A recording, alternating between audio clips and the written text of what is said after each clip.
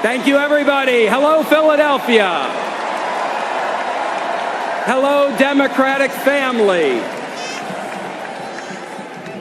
I want to start off by thanking my beautiful wife, Ann, and my 3 wonderful children, Nat, Woody, and Anella. They're sitting right up there.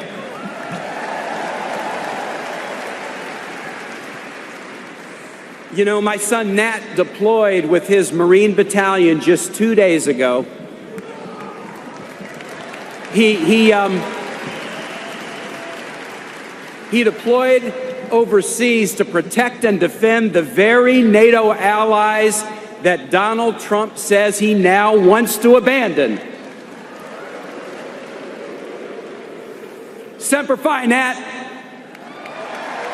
Semper Fi.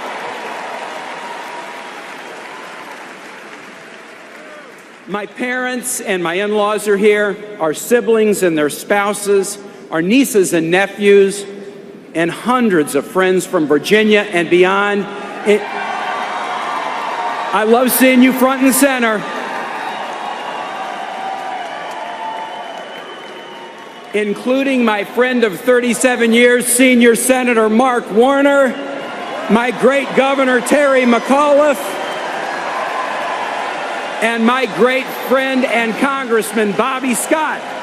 We love you all.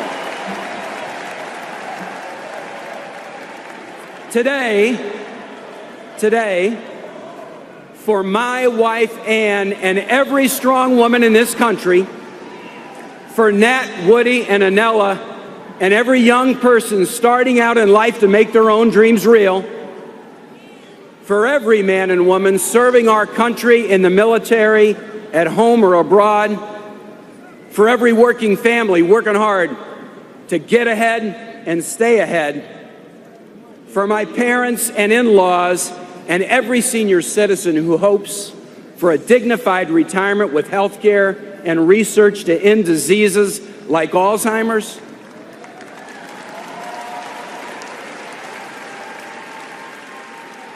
For every American who wants our country to be a beloved community where people aren't demeaned because of who they are, but rather respected for their contributions to this nation. And for all of us who know that the brightest future for our country is the one that we build together, and for my friend Hillary Clinton, I humbly accept my party's nomination to be Vice President of the United States. Thank you.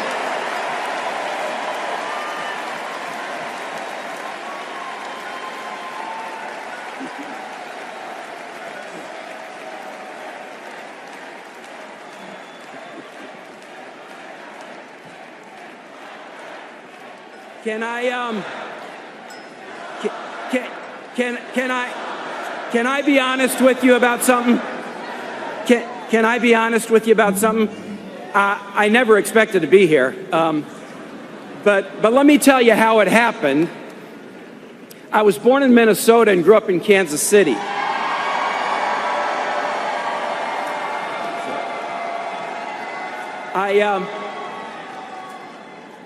My folks weren't much into politics. My dad ran a union ironworking shop in the stockyards.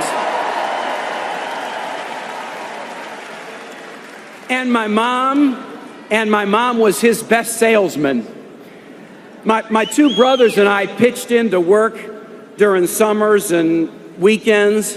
And you know, that's how small family businesses do it. My parents, Al and Kathy, here tonight and going strong, they taught me about hard work and about kindness, and most especially about faith. I went to a Jesuit boys' high school, Rockhurst High School. Wow, that's a big line for the Jesuits. Now we had a motto in my school, men for others.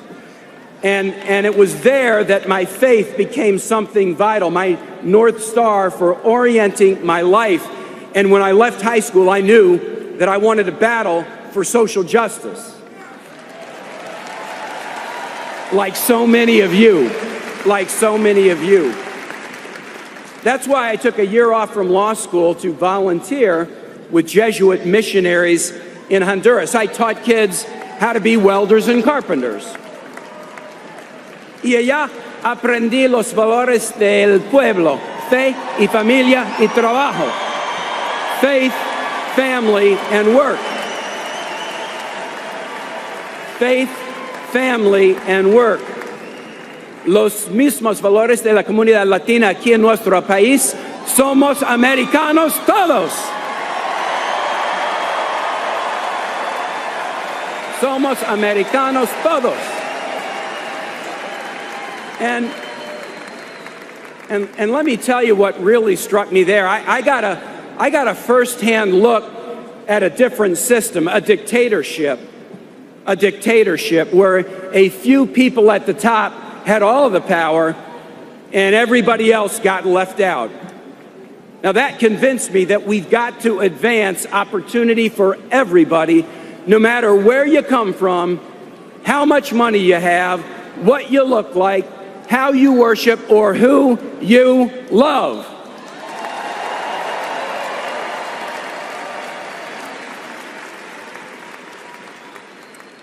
Back in 1970 in Virginia, a Republican governor named Linwood Holton believed exactly the same thing. He integrated Virginia's public schools so that black and white kids could finally learn together. And then the family enrolled their own kids, including his daughter Anne, in those integrated inner-city schools. Many years later, Anne went off to college, and she brought those lessons from that pivotal time with her. And then one day, in a study group, she met this goofy guy who had been off teaching kids in Honduras. Well, Anne and I have now been married almost 32 years, and I am the luckiest husband in the world.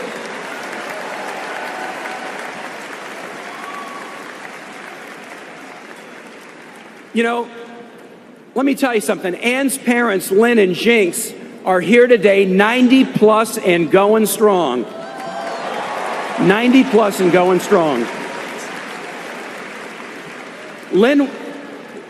Linwood Holton, he's still a Republican, but he's voting for an awful lot of Democrats these days. An awful lot of Democrats. And here's why. He's voting for Democrats because any party that would nominate Donald Trump for president has moved too far away from his party of Lincoln. And I tell you, if any of you are looking for that party of Lincoln, we've got a home for you right here in the Democratic Party.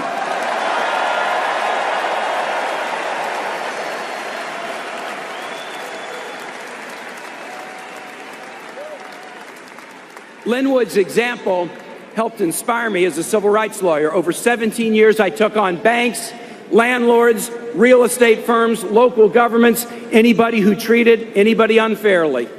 I had a 6-year case against an insurance company that was discriminating against minority neighborhoods all across the United States in issuing homeowners insurance. Folks, Democratic friends, these are the battles that I have fought my entire life.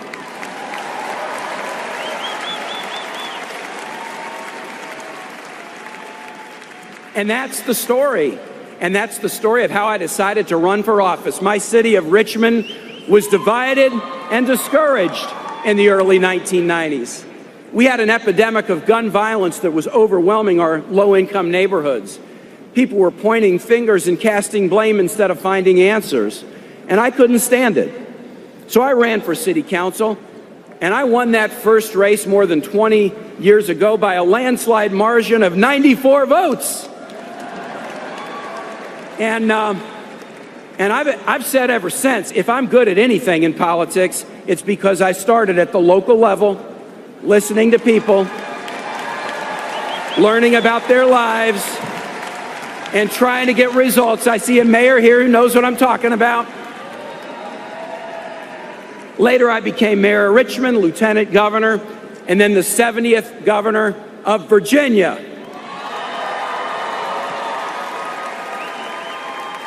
Now, I was a hard times governor.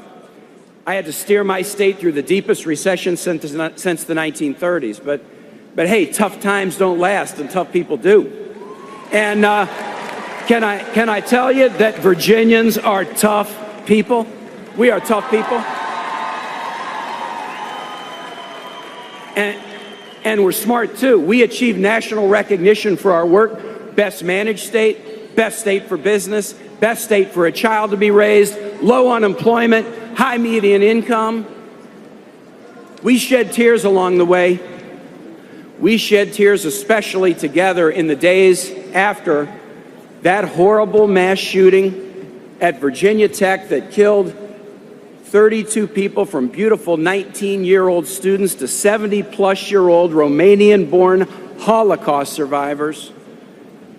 And we shed tears and held each other up, but afterwards we rolled up our sleeves and we fixed a loophole in the background record check system so that we could make our Commonwealth safer. And we got to do that in the nation.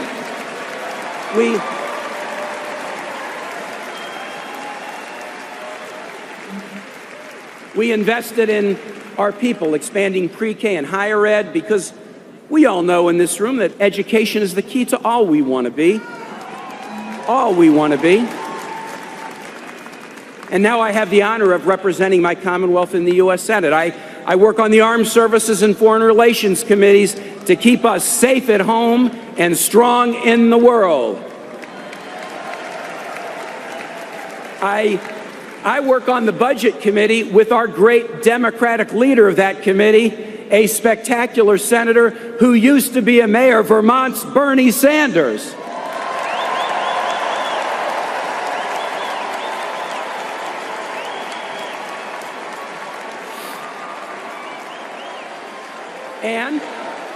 And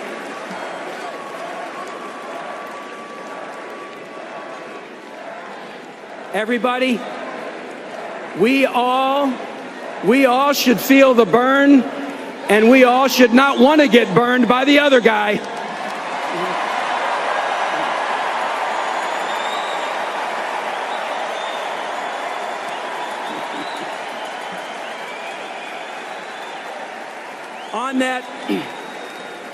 On that Budget Committee under Bernie's leadership, we fight for investments in education, healthcare, research, transportation, and I also serve on the Aging Committee to make sure that seniors like my folks have a secure retirement and don't get targeted by rip-off artists who will scam them out of their savings or overcharge them for prescription drugs. Can I tell you a funny thing about the Senate? Can I tell you a funny thing about the Senate? That sounds like a yes. I spend a lot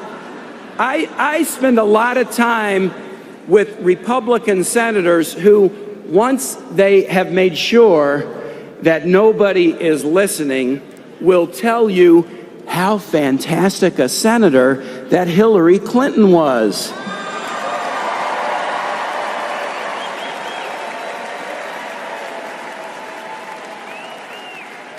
Now look, this journey that I've told you about has convinced me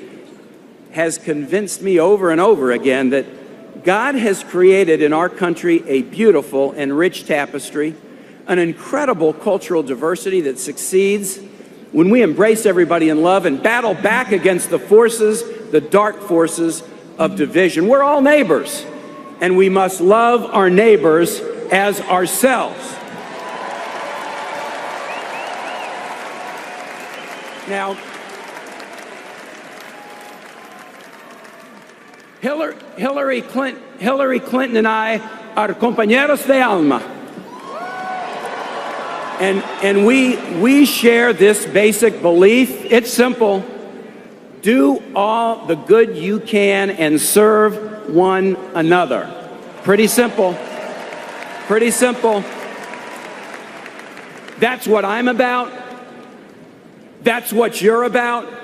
That's what Bernie Sanders is about. That's what Joe and Jill Biden are about. That's what Barack and Michelle Obama are about. And that's what Hillary Clinton is about.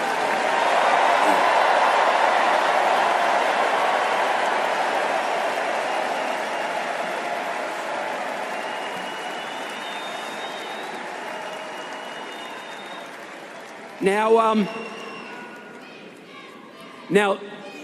si se puede, si se puede, si se puede.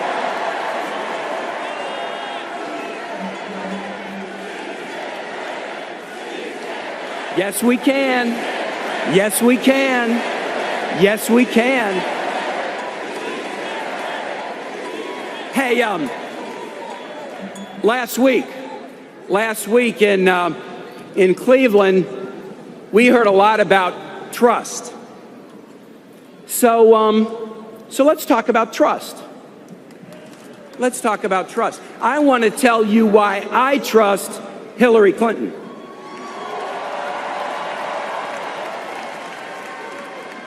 First, she's consistent. She has battled to put kids and families first since she was a teenager. In good times and bad, in victory and defeat, in and out of office, through hell or high water, fighting for underprivileged kids, working at the Children's Defense Fund, fighting to get health insurance for 8 million low-income children when she was First Lady, fighting for the well-being of women and children around the world. Hey, can I offer you a little tip? When you want to know something about the character of somebody in public life, look to see if they have a passion that began long before they were in office and that they have consistently held it throughout their career. Do they have a passion? Did it start before they were in office? Have they held on to it consistently? Folks, Hillary has a passion for kids and families.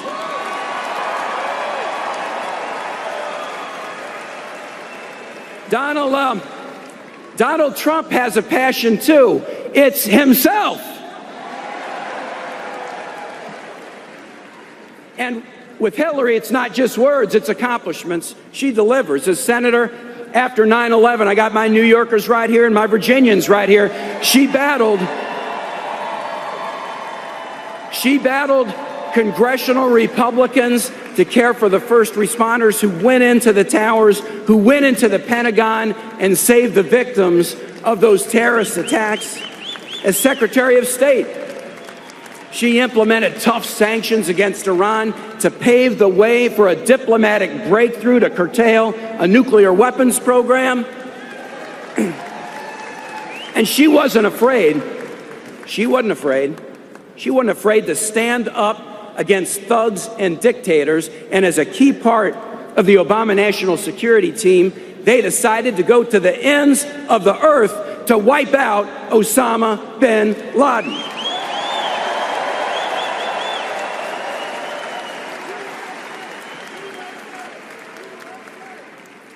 Hey, do y'all remember Carla, the little girl that we heard from on Monday night, who was worried that her parents would be deported? Carla said she trusts Hillary to keep them together. And do you remember the mothers of the movement last night? They said they trust Hillary to keep other mothers, sons, and daughters safe. And on a personal level, as he's serving our nation abroad, I trust Hillary Clinton with our son's life.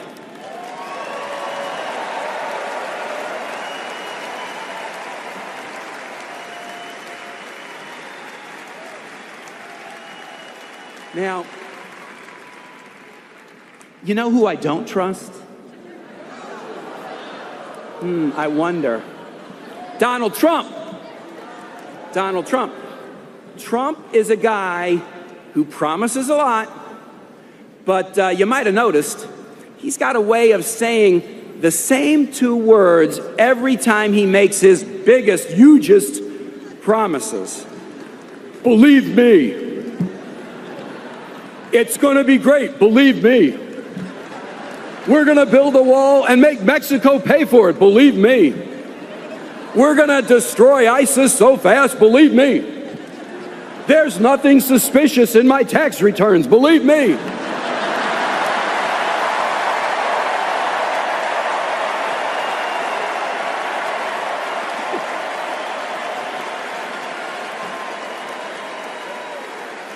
By the way, does anybody in this massive auditorium believe that Donald Trump's been paying his fair share of taxes? Does anybody here believe that Trump ought to release his tax returns just like every other presidential candidate in modern history? Of course he should. Hey, Donald, what are you hiding? And yet, Donald still says, believe me. Believe me. Believe me? Believe me? I mean, here's the thing. Most people, when they run for president, they don't just say, believe me. They respect you enough to tell you how they will get things done. I mean, that's what most people who run for president do. In fact, you can go on HillaryClinton.com right now and find out exactly how she'll make the biggest investment in new jobs in a generation, how she'll defend and build on Wall Street reform, how she'll reform our immigration system to create a path to citizenship, how she'll make it possible to graduate from college debt-free. You can see how she'll protect Roe v. Wade, guarantee equal pay for women, and make paid family leave a reality.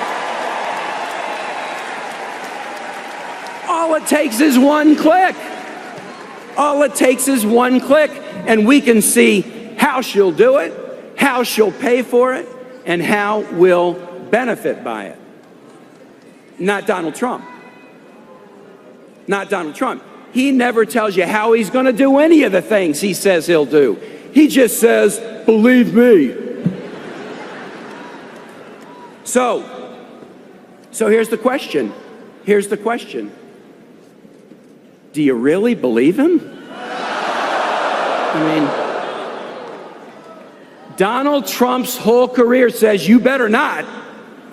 Small contractors, companies just like my dad's, believed him when he said that he'd pay them to build a casino in Atlantic City. They did the work, they hung the drywall, they poured the concrete, but a year after opening, Trump filed for bankruptcy. He walked away with millions, and they got pennies on the dollar. Some of them went out of businesses, all because they believed Donald Trump.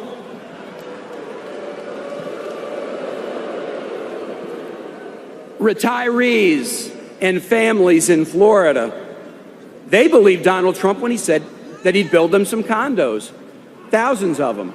They paid their deposits, but the condos, they were never built. He just pocketed their money and walked away. They lost tens of thousands of dollars, all because they believed Donald Trump. Charity after charity believed Donald Trump when he said he would contribute to them. And thousands of Trump University students believed Donald Trump when he said he would help them succeed. They got stiffed. He says, believe me. Well, his creditors, his contractors, his laid-off employees, and his ripped-off students did just that, and they all got hurt. Folks, you cannot believe one word that comes out of Donald Trump's mouth. Not one word. Not one word. Not one word.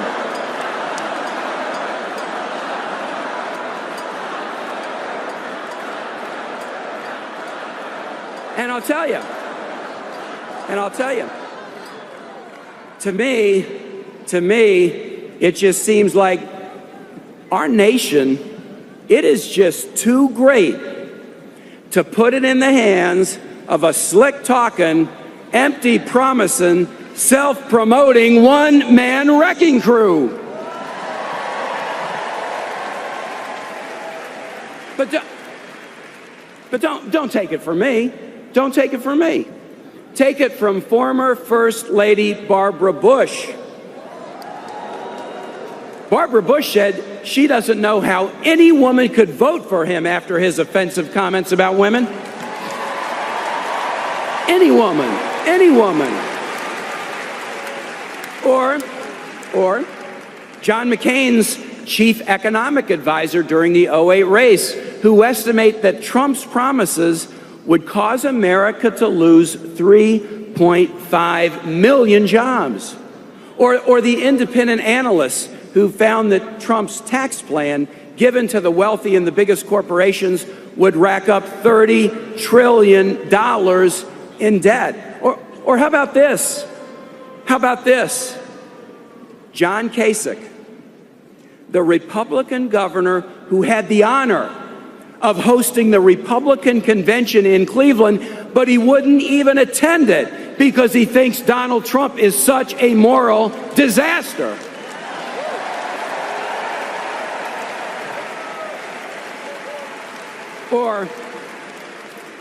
Or take it from the guy who co-wrote Donald Trump's autobiography. Here's what he said about Trump, quote, "Lying is second nature to him." So do you believe him? I don't know. How about on this side? Do you guys believe him? I mean, do you guys believe him? Is there anyone in this building who believes him? The next president will face many challenges. We better elect the candidate who's proven she can be trusted with the job. The candidate who's proven that she is ready for the job. And when I say ready, I use ready for a very specific reason.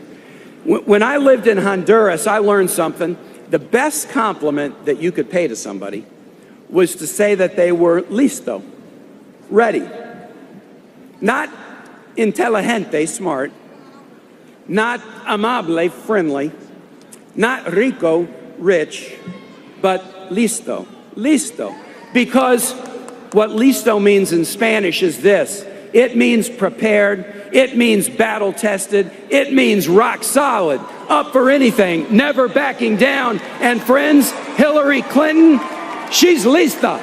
Hillary Clinton is lista.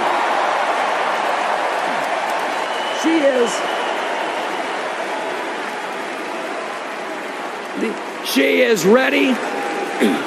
She is ready. She's ready because of her faith. She's ready because of her heart. She's ready because of her experience. And she's ready because she knows that in America, we are stronger when we are together. My fellow Democrats, this week, we start the next chapter in our great and proud story. Thomas declared all men were equal, and Abigail remembered the women. Woodrow brokered the peace, and Eleanor broke down the barriers. Jack told us what to ask, and Lyndon answered the call. Martin had a dream, and Cesar y Dolores said, "Si se puede," and Harvey gave his life. Bill built a bridge into the 21st century, and Barack gave us hope. And now Hillary is ready. She's ready to fight. She's ready to win. And she is ready to lead. God bless all of you. On to victory. And thank you, Philadelphia.